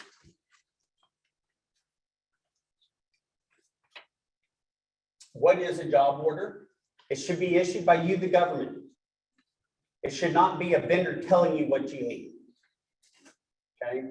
Should be signed by both parties. Should have your scope of work and price of all the assigned tasks. It should include your prevailing wages. And even though it doesn't say it here, I also recommend that you include a copy of your insurance requirements. So bonding. When are bonds required? Okay. If it's a performance bond, it's required if the contract's in excess of $100,000. If it's a payment bond, okay, and it's in excess of $25,000 and the governmental entity is not a municipality or joint board, If you are a municipality or joint board, then it's 50,000. Okay, and this basically protects subcontractors, subcontractors, and suppliers from non-payment. We actually had this happen. To give you the example, school district had this BYOD initiative, bring your own device. Every kid is going to have an electronic device in their hand that can connect to the internet. But their technology infrastructure didn't support it at that time. So they had to upgrade. They had to run more cabling, light up dark fiber throughout all of their buildings. Subcontractor did not get paid and went back to the school district and said, hey, we want your payment bond. School district said, we don't have to get a payment bond. This is a technology project. We're only required if it's a construction project. That case went to court. And the judge said, it was not like for like. You were providing new cabling and you were upgrading it.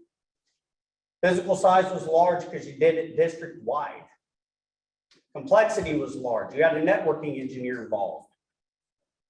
Guys, even though it came out of technology, y'all did construction. Now, what happens when a governmental entity fails to get a bond? You have to stand in place of the surety. Those guys had to go back to their school board and explain to them why they were going to pay for that job a second time, because they failed to get it.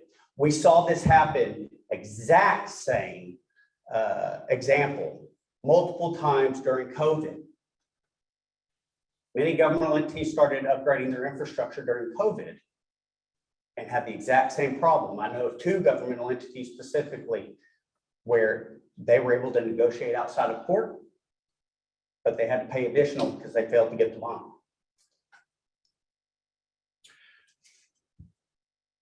Architectural and engineering services, okay? You cannot procure architectural and engineering services through a co-op in Texas. For my people outside of Texas, I understand that some of the other states do allow it. It's not many, very few. But in Texas, you cannot. Texas Government Code 791, which discusses interlocals, says that you must independently hire an AME if the services are required. Then it gives you the requirements for architects and engineers in Texas Occupation Code 1001 and 1051. I have them all referenced here in the slide, so you can go back and verify everything that I'm telling you. Go ahead. On the previous slide, I'm sorry, on the bond. Yes. Is there a percentage based on the amount that exceeds 50, like it's 50,000 exactly? Is it 10%, 1% to keep the bond? What's the? Okay, so the question is there a standard for the percentage when you have to get a bond? You have to bond the project 100%. Yeah, the only exception is a bid bond, but you don't use that with a cooperative contract. That's when you're doing your own construction contract. Okay, but for the sake of this conversation, construction projects for payment performance bonds are supposed to be bonded at 100%.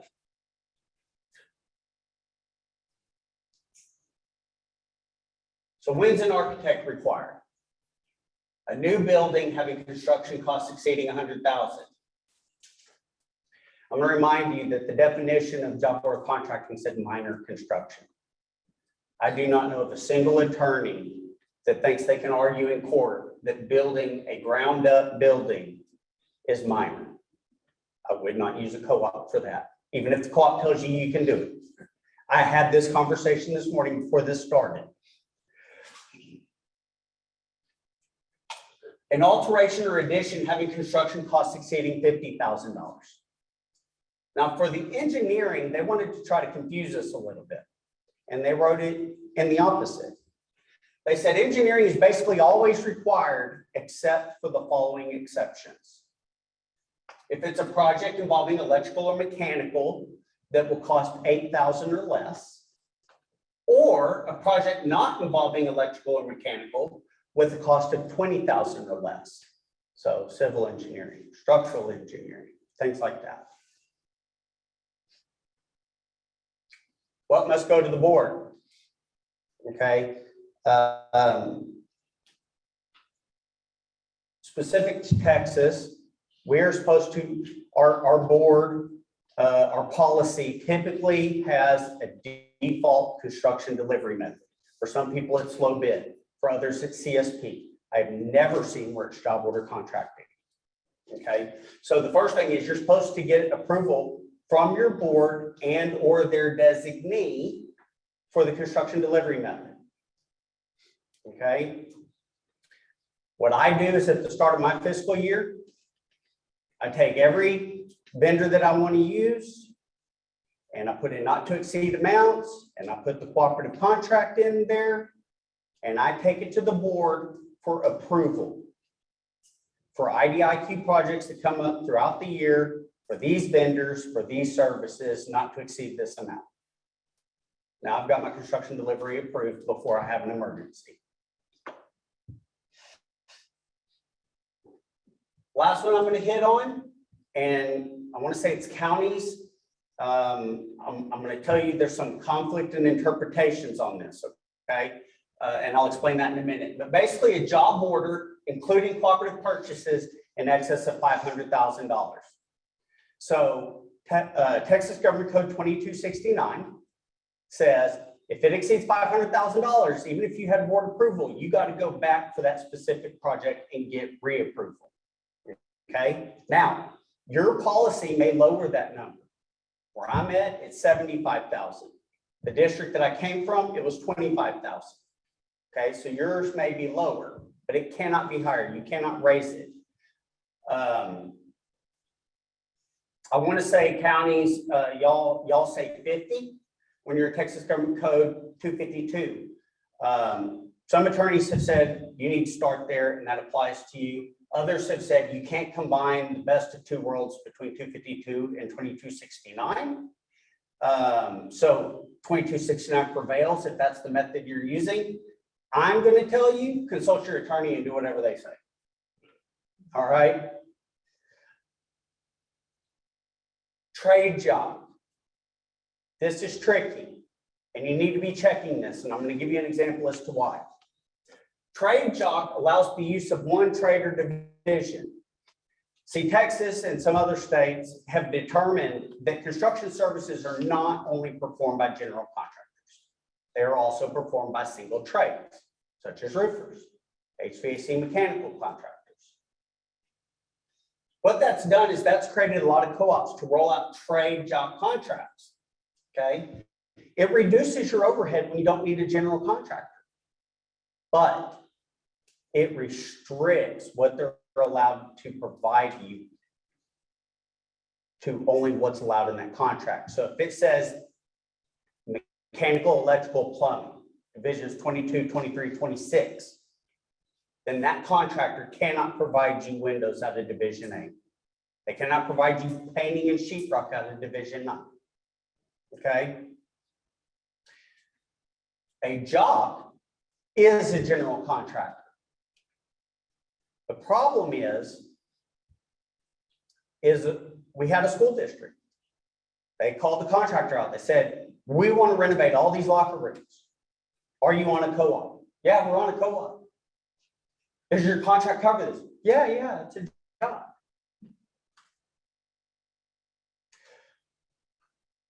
It was a job for plumbing. They started the project. And then someone in purchasing said, hey, I need to make sure this contract covers. And they had to stop the project and award it to another general contractor to subcontract it to a general contractor that subcontracted it out to subcontractors. And their price dramatically increased. Don't rely on the vendor to tell you what their contract is. Always go verify it. Somebody, whether it's facility guys, purchasing people, someone needs to verify that their contract covers what they're saying. We had another example, not on Choice Partners, where a pressure washing company was pouring concrete parking lots. Pouring concrete parking lots for years before an auditor pulled one of their projects and found out that the governmental entities in our area were procuring construction concrete using a pressure washing contract.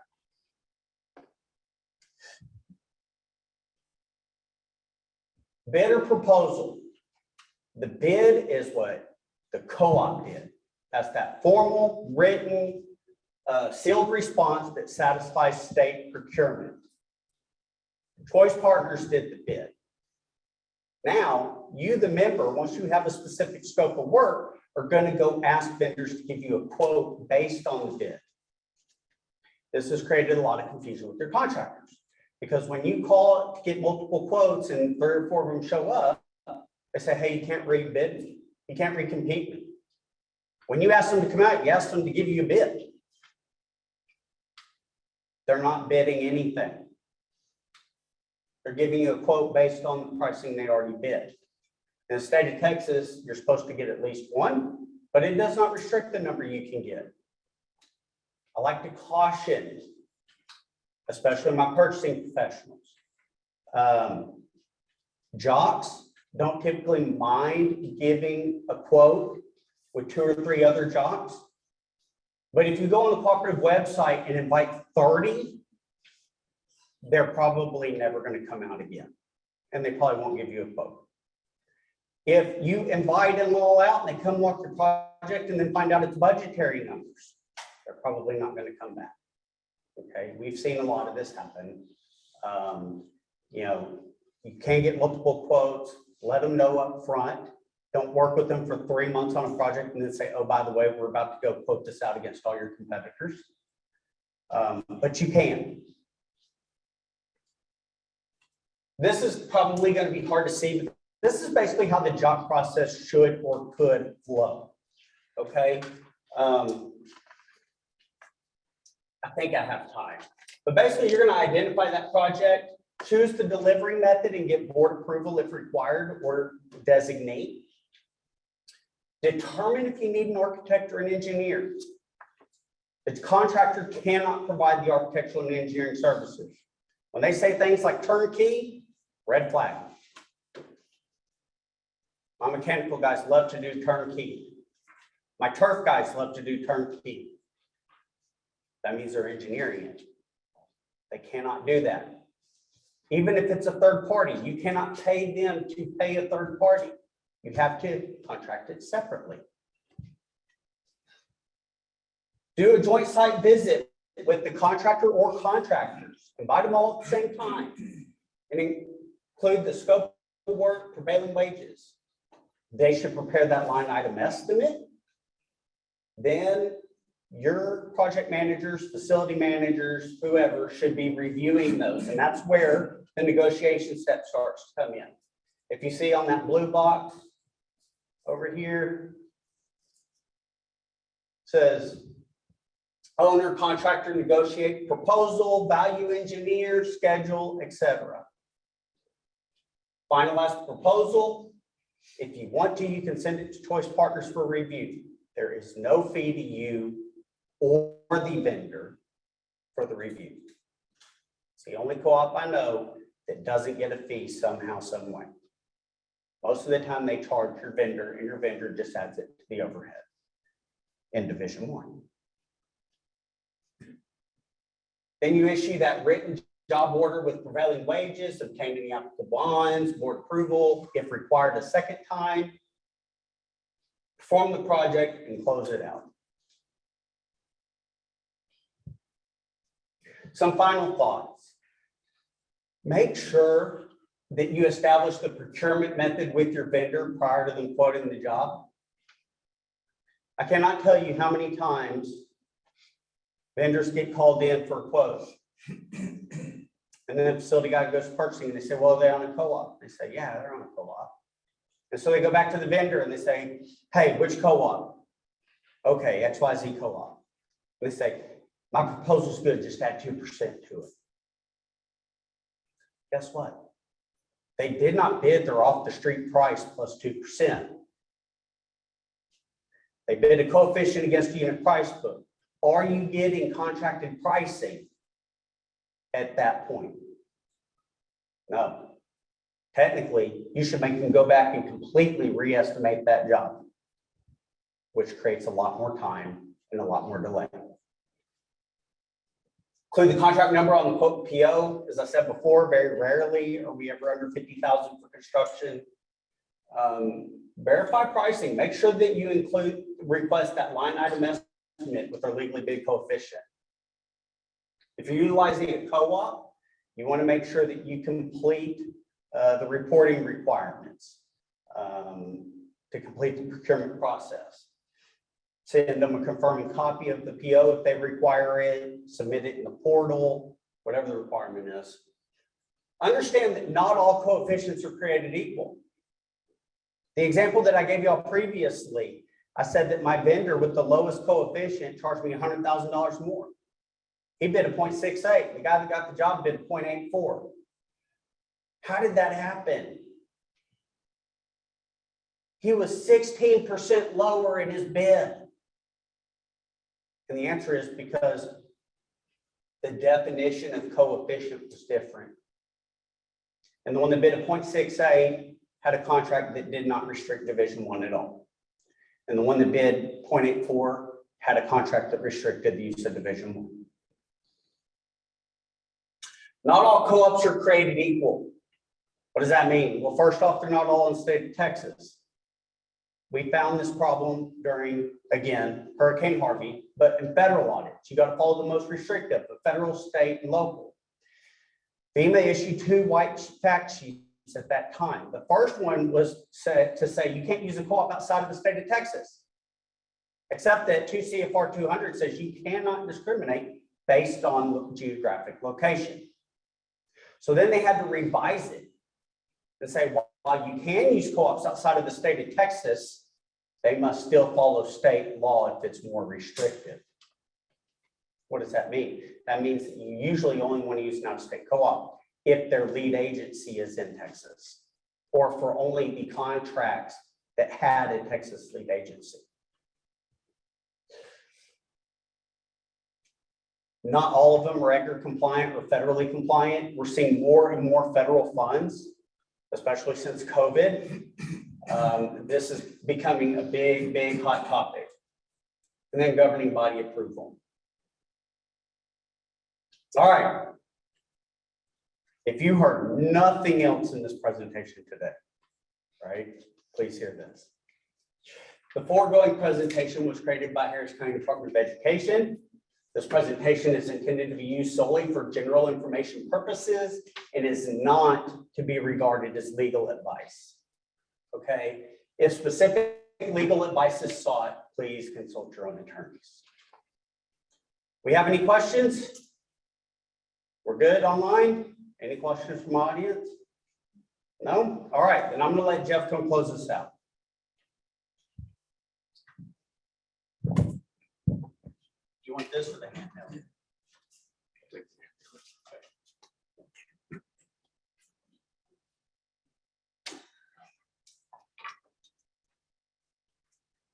Okay.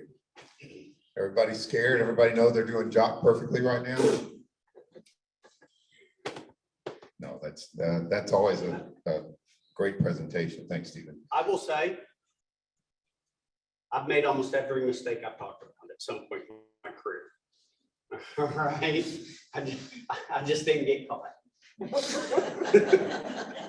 That's not the good part to add, Stephen. But Well, it's anyway. scary, but the thing is, now that you know, you start implementing these steps now, instead of when a disaster strikes and you have third party in the middle of it auditing it and taking away funds. That's the big takeaway. Yeah, those comments are annoying to those of us that have never received a speeding ticket nor ever gone past 55 either. So anyway, if you just take away a few things, just remember, we're a government entity, we use our own contracts. I can't overemphasize that. If you actually get into an audit and somebody wants to look at the value or the quality of the due diligence, the documents, terms, conditions, things like that. We want to help you in and out. We want to help you stay legal and compliant. One, yeah, that one, oh, that's much better. I think that one might be getting close to the end of battery life. Anyway, one of the other things, I know I don't want to keep harping on it, but with Amazon, if you're, in my opinion, if you're using Amazon, you should use my words, upgrade to the Choice Partners contract, being federally compliant and getting the rebate and not having to report. If you haven't done that, you can go to the link, and I think Michael might type it into the chat also, Choice Partners Public Sector at Amazon.com. Just that simple. If you haven't already made the switch, just go in and say, hey, I'm with Amazon Business. I want to use Choice Partners contract. 100% seamless to you. It's like standing here and somebody changing a light switch in the other room. They've already done it many hundreds of times since August 18th when we awarded it last year. So anyway, just protect yourself. Nothing changes. Pricing's all the same, and you're more compliant with the rebate.